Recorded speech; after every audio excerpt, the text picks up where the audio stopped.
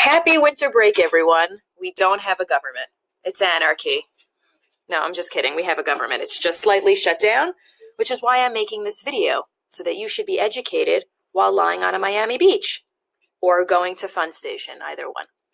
Okay, a few things to know.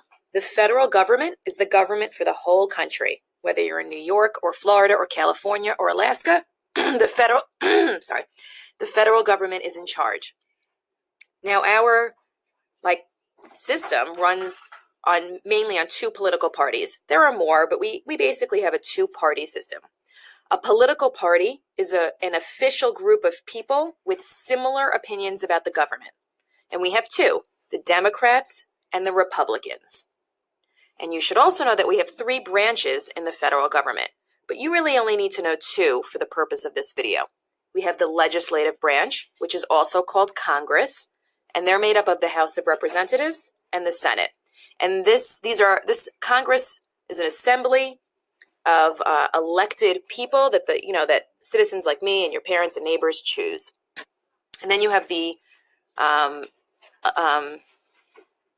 executive branch, which is headed by the president. So you have the president and you have Congress, this elected assembly.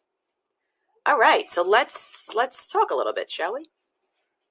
So the federal government, which is the government for the whole country, it runs on money, like a car runs on gas. Now, the Democrats, one of the political parties in Congress, the Democrats, they don't want to vote for a spending bill until they get an agreement on a different plan about immigrants. So they're saying, we're not going to agree until we fix this immigration plan, which is also happening. Now, the Republicans, they don't want to agree to fix the immigration plan until the Democrats agree for more money for that wall that Trump wants to build between Mexico and America. So they're going back and forth. They're fighting in Congress.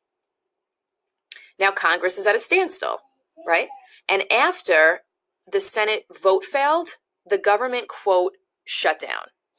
Okay? Now, it didn't really shut down. The most important things will still get done. Soldiers will still protect our country. The post office will still deliver. Air traffic controllers will still help land planes safely. So if you're in Miami, don't worry, you're going to come home and be in time for school. But how will this affect you then? How will this, quote, government shutdown affect you? Well, thousands and thousands of non-essential government workers will be furloughed.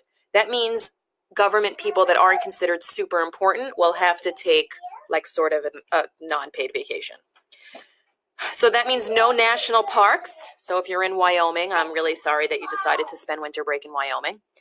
You can't get a gun permit. So if that was on your list, you're not going to be able to get it. No national zoos, which is okay with me, or Smithsonian's. They will also be closed. What else?